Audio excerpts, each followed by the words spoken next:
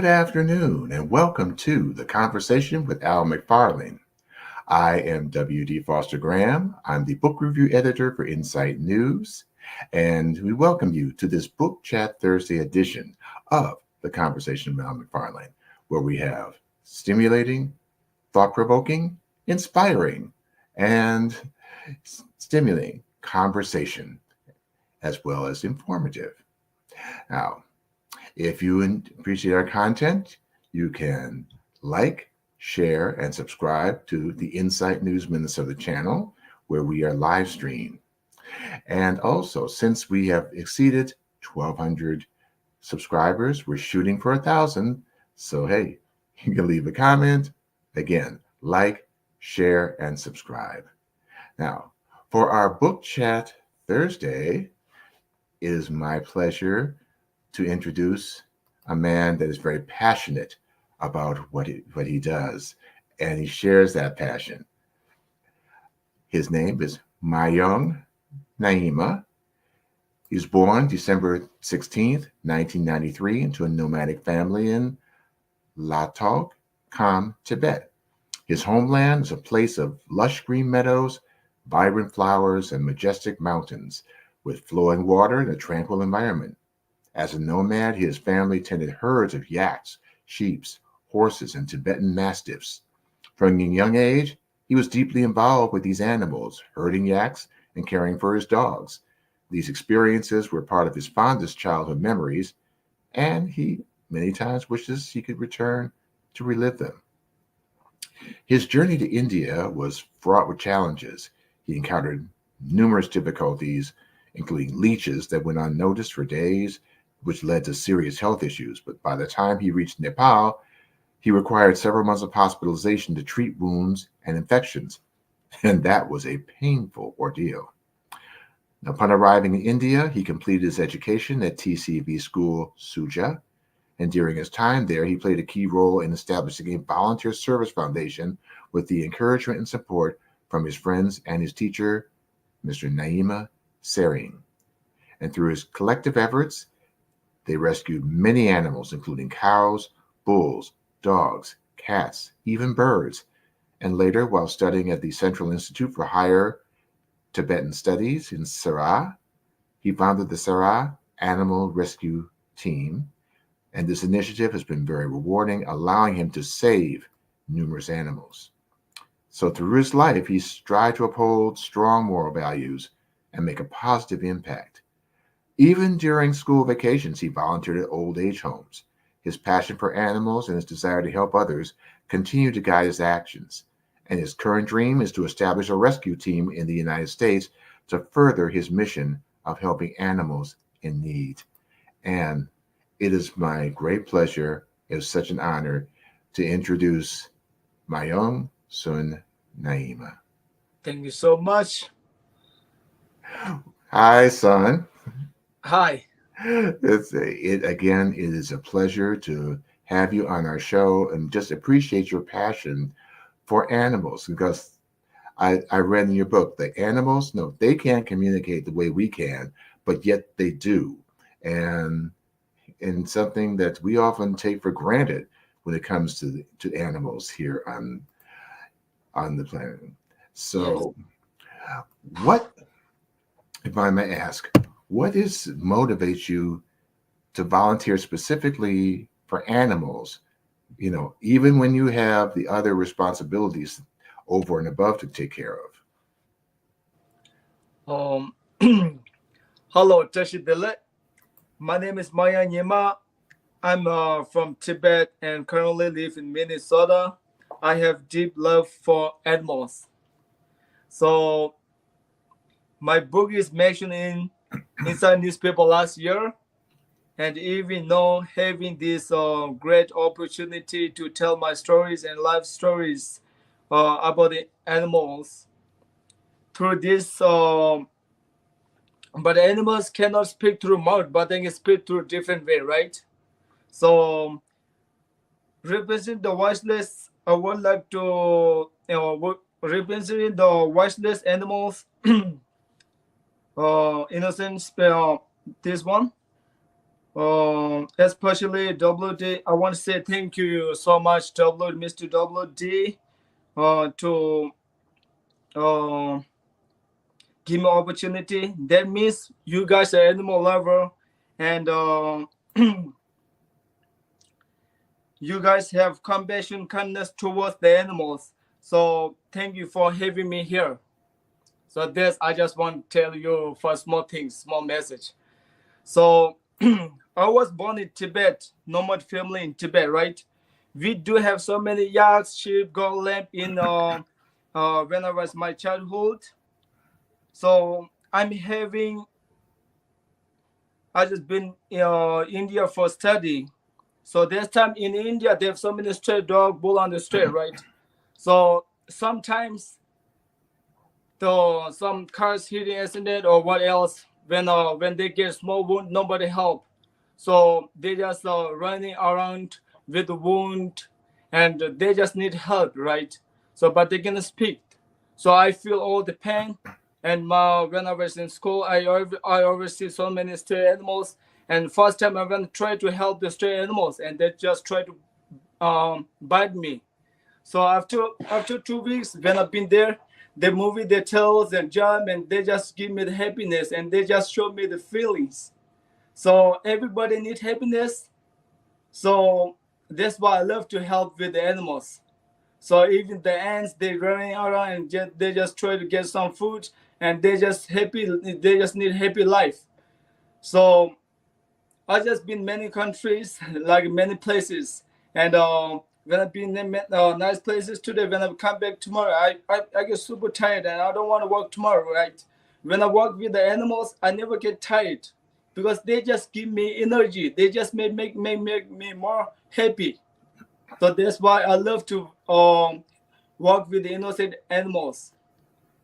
So Oh, that's well, definitely appreciate your passion for caring for animals. When you were talking about the animals that are around in India, in your book, you talk about the dogs you rescued that had infections by maggots and the fact that you remove the maggots without killing them. So we'd just like to know why do you do that, and what happens to those maggots after you remove them? oh, interest question. So first time in my school campus, I was studying in TCW school Soja. So in our campus, there are so many stray animals, and sometimes they get a small problem like small wound, so nobody help. And inside wound, they have so many mega, right? So my teachers, my staff members, my classmate or schoolmate, they everybody help me to help the stray dogs because everybody have compassion, everybody have kindness. So first time when I try to help, try to take this dog to the animal hospital, and sometimes inside the one they have so many mega, right? Mhm. So when I've been animal hospital, the doctors and nurse they just use the liquid is called TDI, or sometimes they just use the ivermectin. They just put in the wound and they just kill all the maggot for the treatment. And when I come back to schools, and after a few weeks, the dog recover very good, and they just playing around and just running, right? So everybody feels so happy, and everybody just tell me, inspire me. They just, oh, Maya Nyma, you're doing a very great job, right? The reality, I don't get happiness because in my Buddhist philosophy, we always think about all the living being has the same feelings. Mm. So the difference is only small and big, right? Mm. So when I remember I killed so many maggots, I really don't get the real happiness, and I will always remember that. Oh, I just killed so many maggots because I live in mountains. We never saw. I just in my when I was born in Tibet. I'm from we live in mountains and we only eat the big animals. Like we never eat the like seafood in my hometown, people. Uh, So that's why next time I try to research about the maggot, and then I just put all the megan from the wound, and I just I just give them some. My national food is called samba. Samba is barley powder. Some container. I just put all the megan from some container, and I just put a little bit samba inside this container, right? So it take 12 days to get housefly.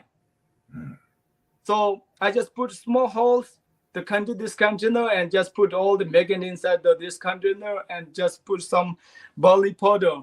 And it takes 12 days to get housefly. After 12 days, they all getting housefly. So then I get the real happy. I don't have any regret in my life. So after housefly, I don't care because I don't get by myself, right? One day I have to go through this way. So, but anyway, so that's the things what I'm doing. Oh, in other words, it's all about life.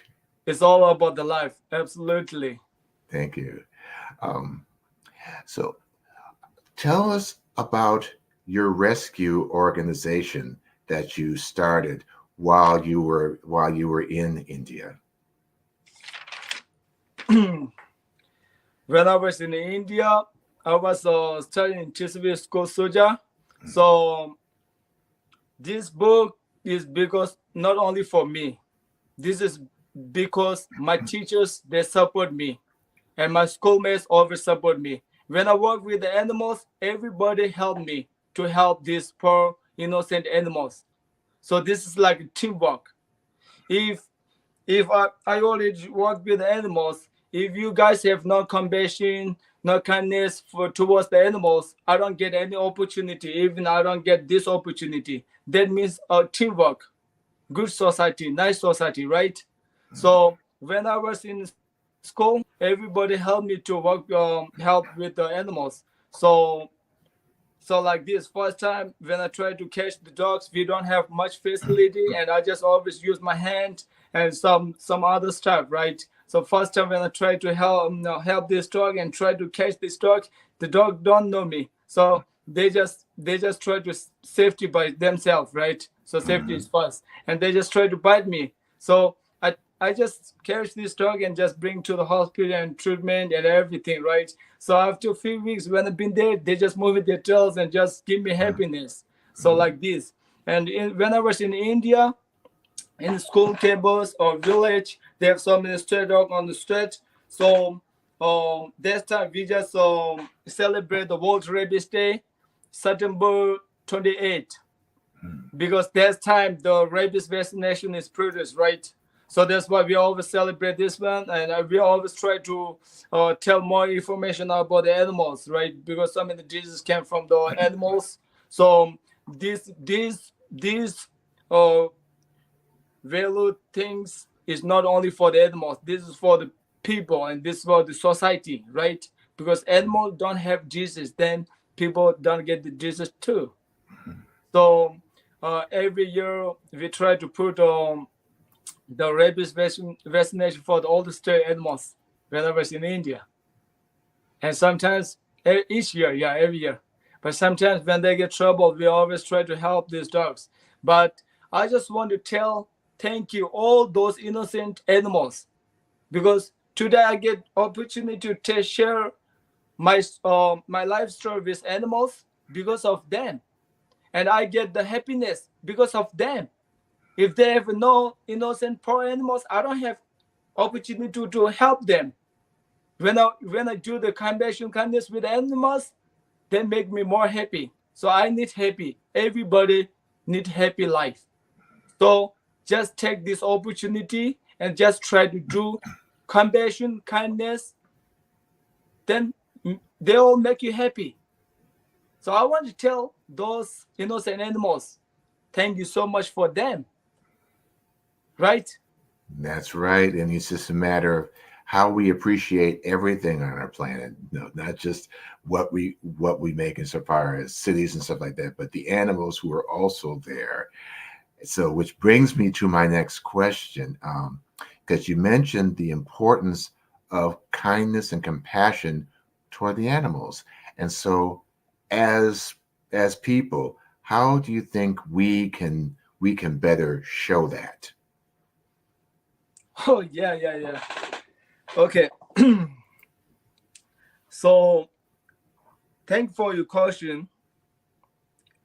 I think compassion and kindness are key to find happiness. If we don't have those values, it's hard to help animals or people who are in need. Compassion, kindness help us put others first. I create a better, more harmonious society. Even everyone want to be happy, and happy those value is important for that. So the compassion and kindness is key to get happiness. This is source of happiness, source of happy, like this. Indeed. And it makes me think of there is a quote from your book that says this book is kindness in words creates confidence, kindness in thinking creates profoundness, kindness in giving creates love.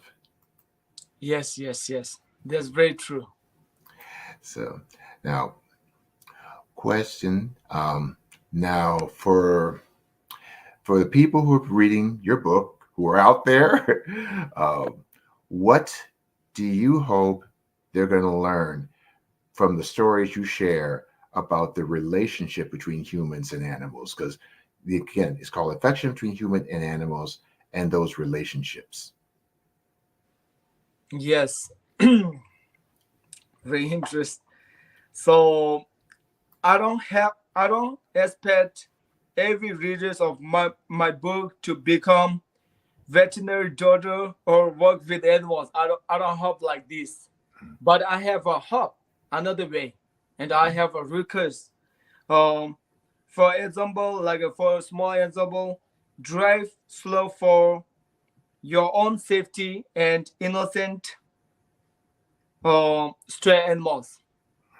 In the United States, thousands of animals are losing their life through car accident, right? Every day. But sometimes people are driving like normally and they just hit the stray animals and they just think that, oh, it's okay because I don't kill them because they just moving, they're just going around like this. But we never know the stories after car accident, right? That's right. So so for example, like some area the weather is too hot, and when they get the car accident, small things, and they just make me a small injury or whatever, right? And after a small wound or whatever, after nobody this area nobody help these dogs. So not only dogs, the bulls and other animals, right? So they inside the wound they getting the maggot because of the weather and another countries. So some animal stories like inside the maggot, and maggot eat the wound slowly and slowly, and they get ingestion, and after many days, the months, they're losing their life through this painful situation. But people don't know what's going on, the first things, right? So it's okay. Everybody don't know what's happened next time, right? Next time, if you get any car accident with the animals, just try to call the veterinary and just try to complete your things and be compassion, be kindness. Then you don't have any regret in your life. I know what's going on. I don't know anything what's going next, but it's okay. If you make a mistake, this is not this is not mistake. If you make again mistake, this is make mistake, right? So first time is okay. Everybody is going like this one, but I just hope everyone be compassion and kindness and just try to help those animals. Just try to call the animal hospital. What else, right? So like this is small example. And no, it's just little things that make a difference. And so um, when I was also reading your book, I think about that when it came to animals, they appreciate, since they can't communicate the way we can, they show their different little ways of showing affection. Now, when you were talking earlier about the stray dogs and stuff, So for you, what did it take to gain the animal's trust? Because I know that may be a big thing especially if an animal's sick or if an animal's wounded. Yes. Sorry.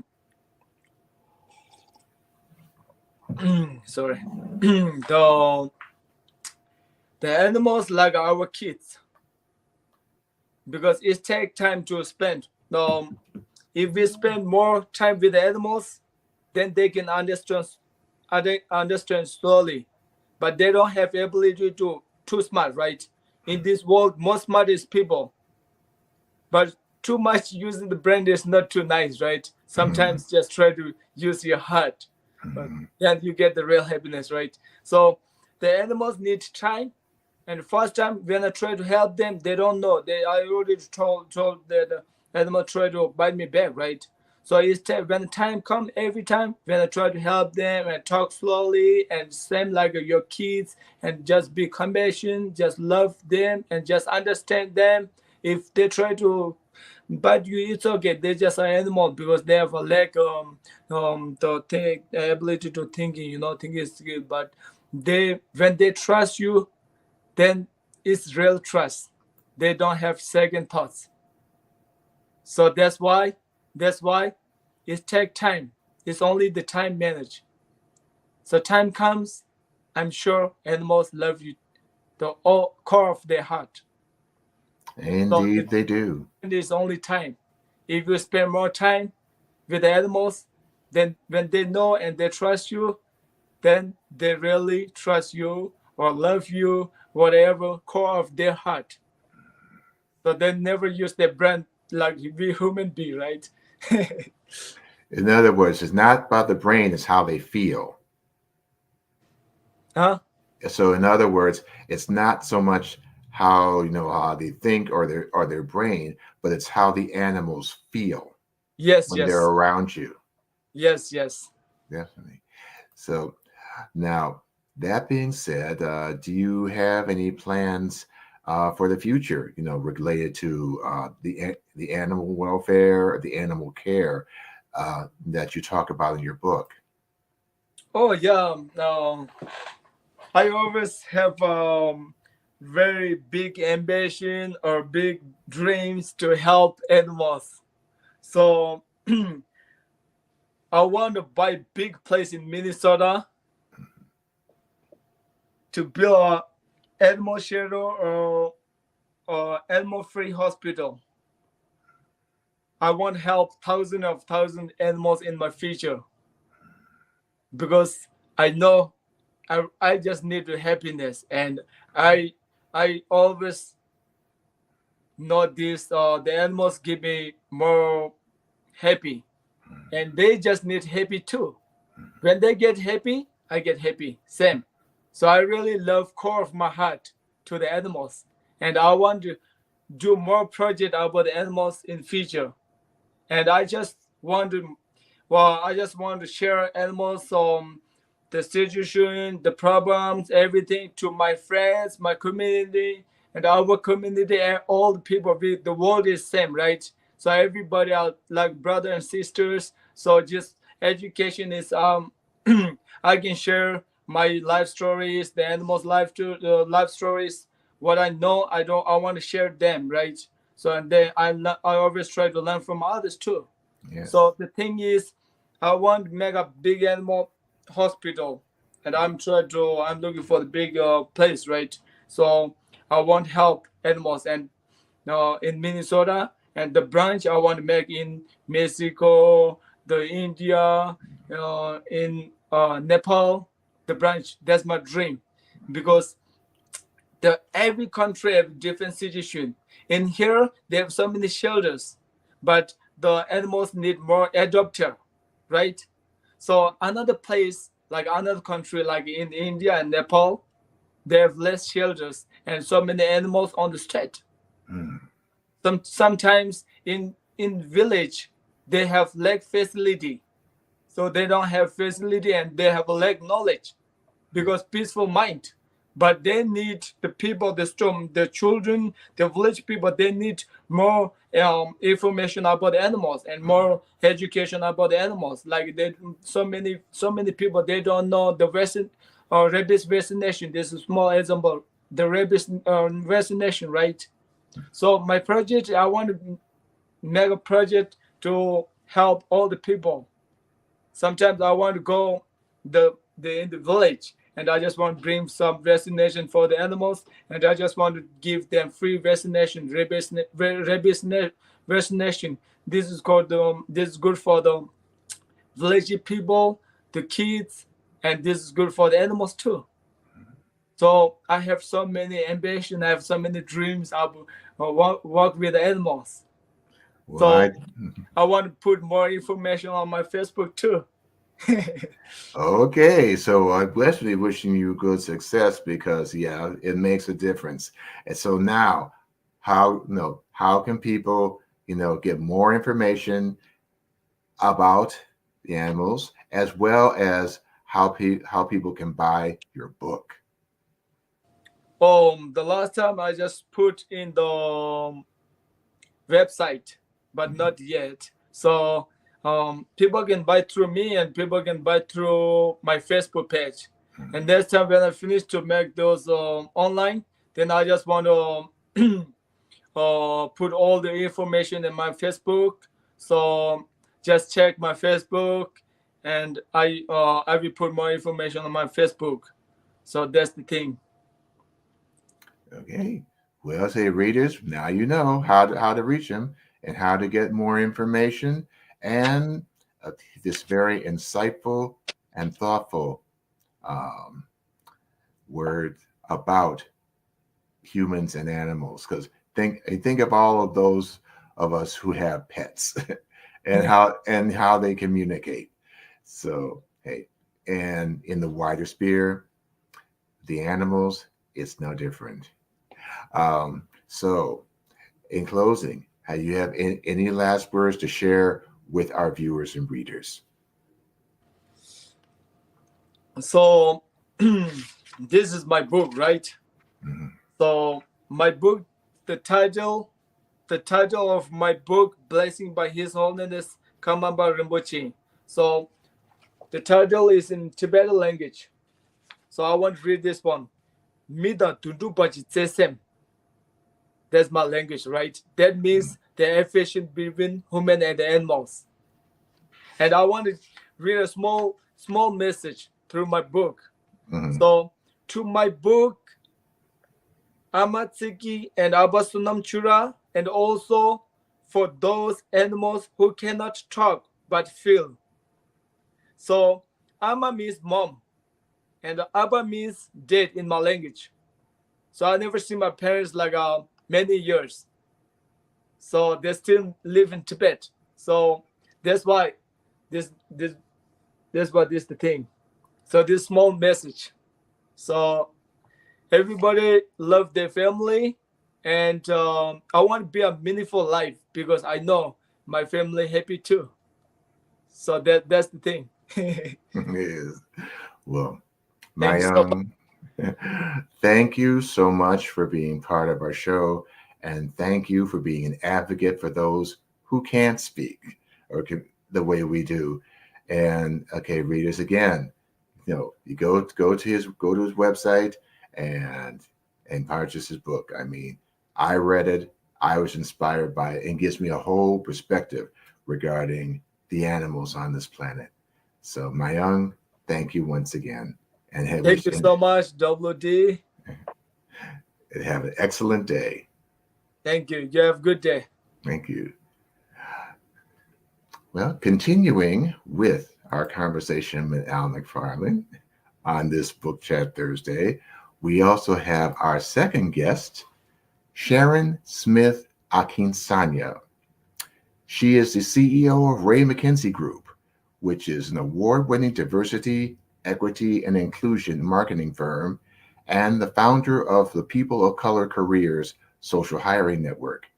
And with over 20 years of experience in the DEI space, she has advised Fortune 500 companies, nonprofits, and top employers, including U.S. Bank, Make-A-Wish America, Minnesota Timberwolves, and Lynx, Anderson Windows and Doors, Thrivent, Midco, Best Buy, Target, Verizon Wireless, and more to help them build more authentic relationships with communities of color. And it is my pleasure to bring to you Sharon Smith Akinsanya. How you doing, WD? Excellent. It's been an excellent day. How about yourself? Doing well, doing well. Thank you so much. Doing well. Glad to be here. Great. We're glad to have you. So tell us something about your history. Well, I am, like you said, the CEO of Ray McKenzie Group, which is an award-winning diversity, equity, and inclusion marketing firm. And, what we do all day really is work with CEOs and major corporations and help them do a better job at building relationships with people of color. I'm also the founder of the People of Color Career Fair. And we do that primarily, WD, because we have our population is changing so dramatically. And it's really important for corporations to understand the value of having authentic relationships in order to move their businesses forward as it pertains to top talent, recruiting top talent, as well as being reflective of the communities they serve and to be able to introduce their products to new market segments. We have the buying power is just incredible. When you think about 1.4 trillion buying powers with the African-American consumer, another 3 trillion buying powers with Latinos, 1.6 with Asians, so CEOs and corporations must understand in order to maintain their competitive edge, they really need to know how to build those authentic relationships. And that's what we do all day. And today, I'm also an official spokesperson for the Harris Walls campaign as well. So I'm happy to be doing that. Oh, well, definitely, because we will be talking about that during the course of time here. Because I'm going to be the first to say my following on this campaign has been limited. So I definitely appreciate you to be able to break it down as we go, Sure. as we talk. Absolutely. Now with the marketing group, when you established it, what did you see as your vision statement? I think you touched on it with an answer, but for clarification. So we launched the Ray McKenzie Group in 1997 with the vision of when I moved to Minnesota, I saw that there was a real opportunity. At that time, we had 19 Fortune 500 companies. And I kept seeing that they were leaving so much money on the table and opportunity on the table by not having real solid relationships with people of color. I'm like, what are they doing? They're not really building those relationships. They're not understanding how to be culturally relevant and issue a proper invitation for us to buy their products. It was just a mess. So I thought, here's an opportunity for me to really stay here and educate our Minnesota corporations as to how to really do that and move the needle forward with their talent and with their marketing. And so that's how it started. So that was the vision.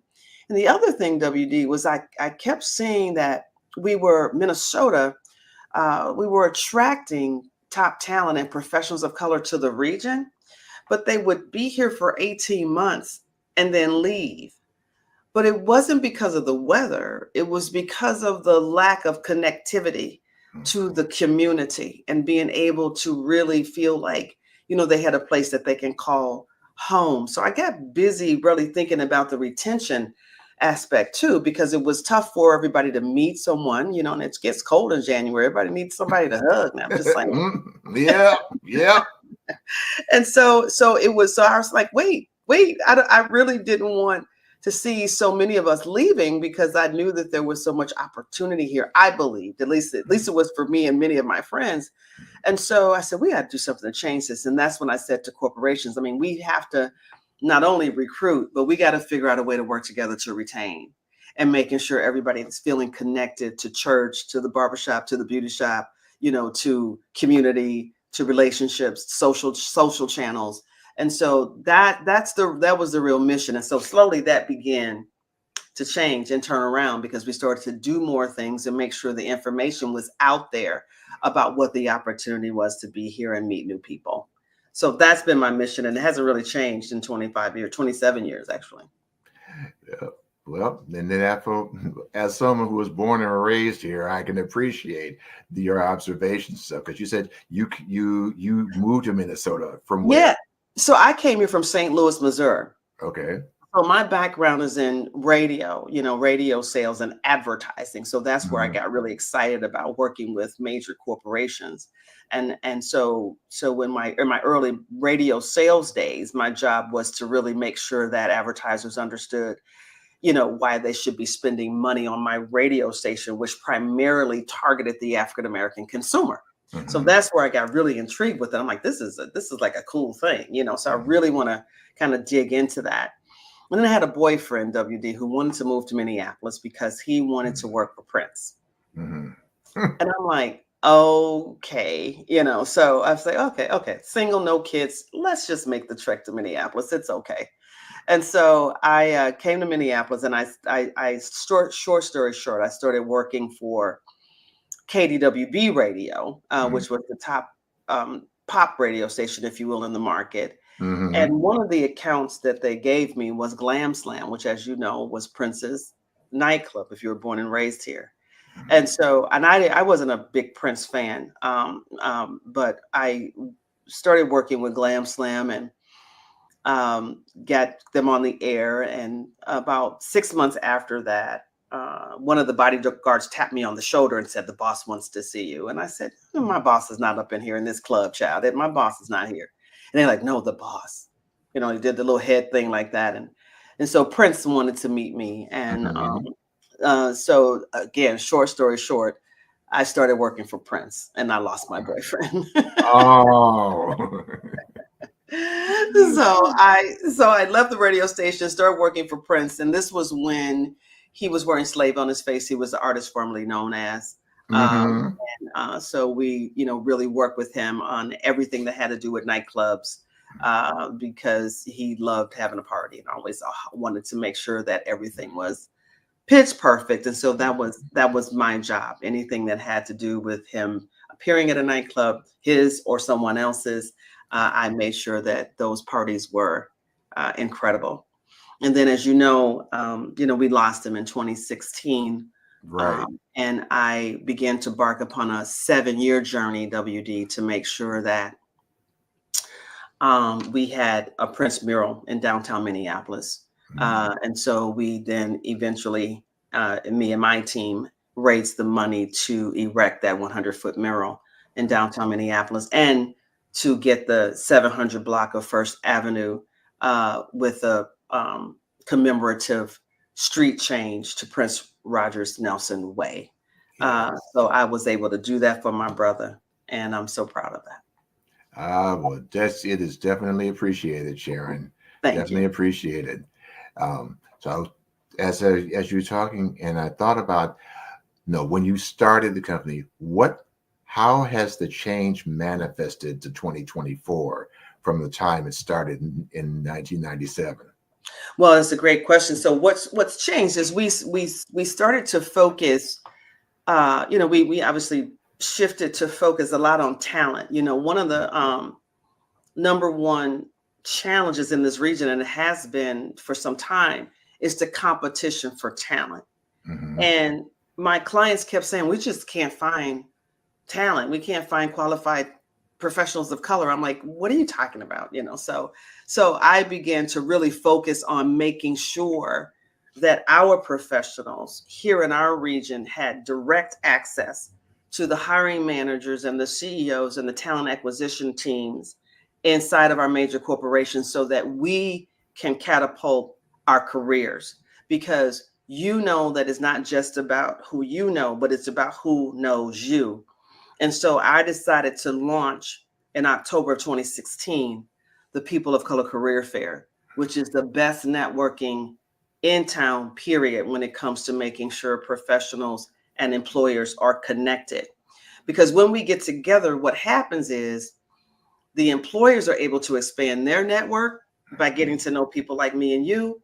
And the professionals are able to say, "Listen, I know that TA direct hiring manager at Target, at US Bank, at Midco." So I am really making sure that we are connected. So even if you're employed or not, unemployed. You got to be ready, because if you're always ready, you don't have to get ready, because you don't know what's going to happen.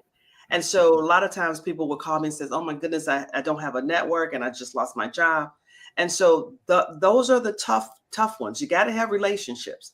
People like to hire who they know, right? And so we want to always be in the game. And that's that's been the biggest shift, making sure that we've been focused on talent, getting people in the room with people who don't look like each other, building strong relationships. And that's when the magic happens, when you can touch shoulder to shoulder. And we do a lot of event experiences. I produce Celebrating the Sisters, where we celebrate the infinite impact of Black women. So my company really is focused on making sure that I'm the voice in the room with the CEOs, policymakers, and really pushing that agenda forward to make sure we're recognized for the value that we have and the contributions that we're making to this region. Yeah, most definitely appreciate it, because we definitely are. If there's a need there and you're meeting the need, want to take a moment to say a shout out to Michelle Delicious Delights, one of our subscribers. She's saying hi to you, Sharon. Hi, Michelle. She said, "Yep, that's my trade as well." Good to see you. So it's always good to have you.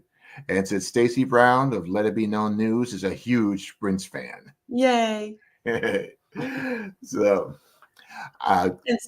you mentioned, now you're talking about the Harris Walls campaign. So tell us more. Well, I mean, I think we know, right? I mean, we know that Joe Biden decided to not run for re-election and to drop out of the race and endorse his sitting vice president, Kamala Harris. And so for the last, I guess it's just been like 30 days, right? It's just been a whirlwind with Vice President Harris having to pick a running mate, which she chose our governor, Tim Walz. And they have been barnstorming. They had to put together a convention. So we've just coming off of a very successful convention in Chicago, where we had to really make sure that we unified the party, the Democratic Party, make sure that we introduced Kamala to the world, make sure we introduced our Governor Tim Walz to the world, and have a platform for, the Republicans that were coming out for Kamala, a platform for celebrities. And, so it's just been barnstorming. And then they left there and, went to the battleground states and then rested up a couple days. And now here we are. They just did a bus tour through Georgia, through southern Georgia, those counties and districts where Democrats don't usually go. We usually hang out in Atlanta. And so, but Vice President Harris and Governor Walz believes that we can not lose as much in some of those rural counties. So if we can shave off, some of the margins and not lose as much in those rural counties, that we'll be able to possibly win Georgia in the way that we did in 2020. So I think that she's doing a rally in Savannah today, and then we'll be sitting for an interview with CNN's Dana Bash, which we can all watch tonight at 9:00 Eastern, as she sits down for her first interview since she's been the Democratic nominee, along with her vice presidential nominee, Tim Walz. So that should be pretty interesting. But what I'm excited about is the joy.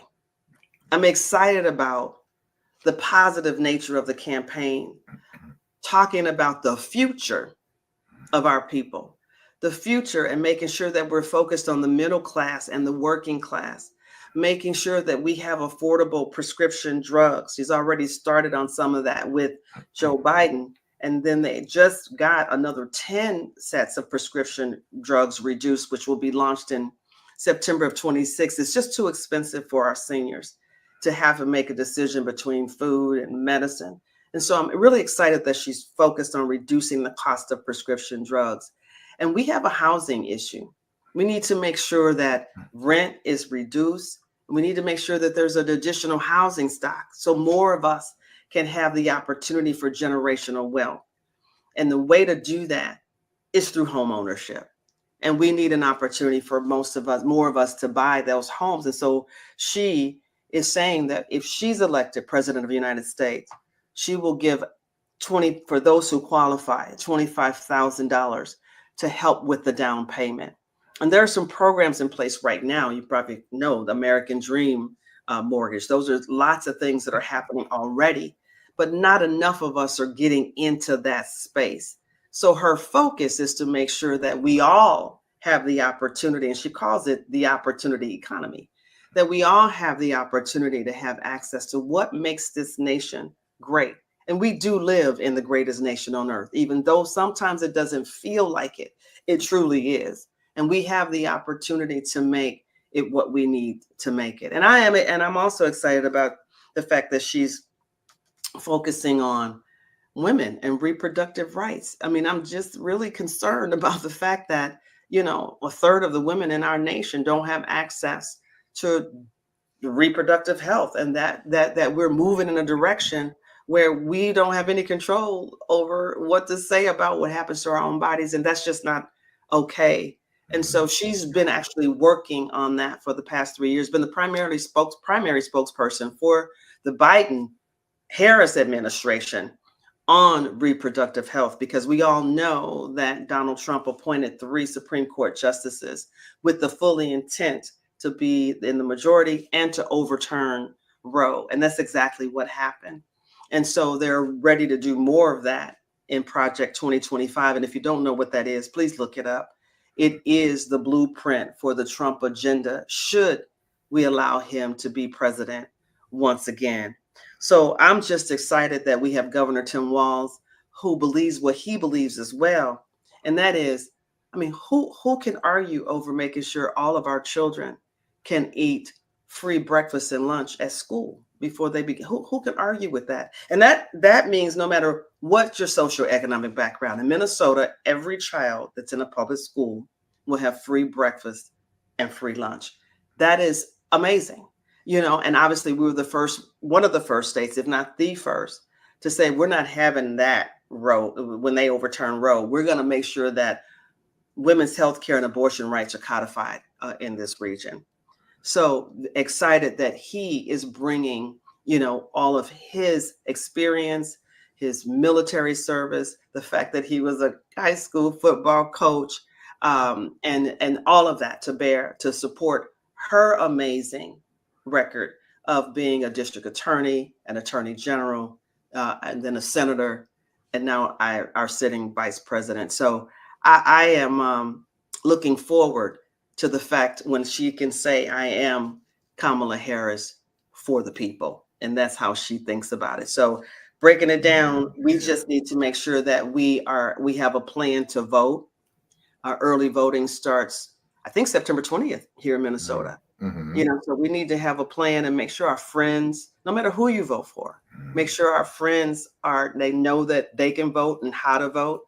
In Minnesota, ex-felons can vote. So we want to make sure they all know that they can vote and their rights have been restored, thanks to Senator Bobby Joe Champion and our majority in the Senate and in the House. So we really want to make sure that we all have the right. Freedom is the name of the day. WD, freedom. Mm-hmm. You should have the freedom to live your best life. And so we have to take some responsibility and know what we're able to do. And voting is a way to get that done. So dig into it and make sure your family members can vote, where they vote, how to vote early. Get 5 or 6 people to the polls, because not so much in Minnesota, but in some states where we have friends and family, a lot is going on to suppress the right to vote and to subvert this results of this election. So be informed, Google it, read about it, and make sure you're prepared. But I do believe that the Harris-Walz ticket can bring us a new way forward. I'm just exhausted with all of this negativity and this bickering. It's exhausting, and we do deserve better. And in order for us to deserve better, we got to fight for it. So just like Kamala says, when we fight, we win. Indeed, when we fight, we win. Mm-hmm. So as I said, you described the things we can do so far as voting. There's the early voting, getting the word out, just getting and making a plan to get to the polls, etc. And now, what are some other things that those of us out here can do to support Kamala and Tim? Well, if you go to kamalaharris.com, it shows you how to get involved in the campaign. But one of the things that I've done is make sure I took a small budget, okay, to make sure that the campaign is able to fight by having the money and the resources that it needs to be able to advertise and hire people in the battleground states. We know this is going to be fought through Michigan, Wisconsin, and Pennsylvania, and now Arizona, Georgia, North Carolina. So we've expanded the map, which is good for us. But we need people that can knock on doors and make calls, not only in Minnesota, but across the nation. And you can find out how to get involved at kamalaharris.com. If you saw Michelle Obama's speech at the convention, Michelle Obama said, don't be waiting on folks to ask you. Consider yourself asked to be involved. And she said, do something. Do something. And that do something really is talk about this with your neighbors. Just make sure that they are aware that they have options. Talk about Project 2025. Make sure they look that up if they're so inclined to vote for Donald Trump, because Project 2025 is not just bad for people of color, it's bad for America. Mm-hmm. And so we just look it up. I mean, we're talking about hiring an abortion czar, right, to keep track of whether or not women all over the nation are getting abortions, so that they can be reported out or arrested. It's the craziest thing, you guys. You really need to be informed. So Project 2025, check it out. It is not good for us. So the things that we can do is to talk about it. Make sure that we know, our neighbors know when early voting is. Take some people to the polls with you. Call your friends and family that live in other states. Make sure that they are aware of the stakes in this election. Couldn't be higher. We're talking about democracy and our freedom. It's really a serious thing. It's not hyperbole. He is serious about being a dictator, not just for one day, but an autocrat. He cozies up to Putin and to, Viktor Orban and to Kim Jong. Who does that? Now, an American president has never done that before in my lifetime. And most of the conversation centered around he and his running mate, J.D. Vance, has to do with the fact that they don't believe in America. They're talked down about America, that we're doing bad and we're not competitive. I mean, that is just terrible. So we need an optimistic future. We want a president that can bring optimism and hope and change for the future. And that's what I believe we get with the Harris-Walz campaign. In fact, I know it. The joy is palpable and I'm ready to fight. So do something in whatever you can do. Drive somebody, talk to somebody, whatever that works for you, do something, but you can't sit this one out. There you go. There you go, Sharon. So that being said, what would you see as a state of Black leadership in this mix? Oh, big time. Oh my goodness. So Black leadership. Well, first of all, Kamala would be the first Black Indian, if you will, female. So it's all kinds of stuff mixed up in her president. So she's starting with that. And then, of course, she is a member of one of our Divine Nine sororities. So we got a lot of Black leadership, so, and we've got a deep bench. I mean, think about Barack and Michelle Obama. Mm-hmm. Think about the governor of Maryland, Wes Moore. Just think about it. We got Maxine Waters. We have so much leadership in Black leadership in making sure that we help get Kamala and Tim over the finish line. And I know y'all heard about all the Zooms, Black women for Kamala. The first night that she announced on a Sunday, I remember Sunday 1:45, Biden announced that he was going to drop out. And that night there was 44,000 women on a Zoom and another 100,000, just talking about what are we going to do and how are we going to help? And just, this is amazing. So there's a lot of Black leadership, from Mark Morial to Reverend Sharpton. Everybody's out there making sure that this is going to happen and that our agenda, the Black agenda, is being met.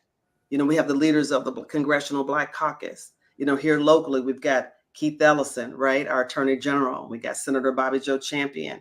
Okay. We have Ilhan. We have all, we just have so much. You and me. We're all leaders. We're all leaders. Everybody listening, everybody watching. We all got our Black jobs. and we need to be doing them. Okay. Yes. And making sure that we do not sit this one out. I'm so proud of us as a people. We've done so much. I think about the speeches from, Congressman Jasmine Clopton and so many. We are just not afraid. And we need to get out there. And Black women have always been the backbone to the Democratic Party. And we've done so much. But our Black men, they are coming on strong. They're coming on strong. And we need you. We need you also supporting this work, making sure your friends and family members know. We need everybody. We know what it takes. We're not afraid of hard work. We need to get out and do the work and fight for what we deserve. We are a part of the American fabric too. Our ancestors helped build this nation, and we deserve to make sure that we are taking advantage of everything that it has to offer. Everything, because only in America is Kamala's story even possible. Barack Obama's story even possible. And so, greatest nation on earth, I say, let's get out there and get it done.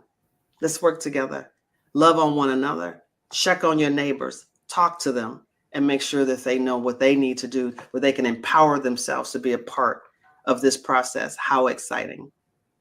It is an exciting time. And I think one of the phrases that came out of the convention is, we're not going back. We're not going back. We're going forward. Anybody trying to go back? We are moving. We are marching forward. We are going forward. And like I said, we just have to do something, in the words of Michelle Obama, and in the words of Oprah Winfrey. I think her line was, let's choose common sense over nonsense. Mm-hmm. Let's choose common sense over nonsense. Then that just makes too much sense. We see what's happening. Yeah. So let's just choose common sense over nonsense and make sure we're also voting down the ballot, because if, she doesn't have a majority in the Senate, majority in the House, it's going to be tough to legislate, right?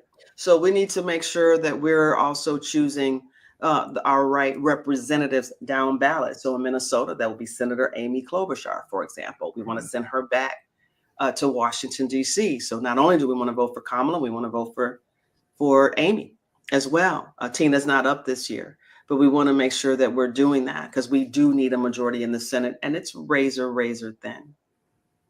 That is so true, because oftentimes you hear people say, oh, we're just going to vote for the president and vice president. But it goes down to not only that, but state and local levels as well, that we need to support. Absolutely. So don't forget, look and see who your senators are, no matter where you're watching, all over this nation. See who you need to vote for. Make sure you have a plan to vote.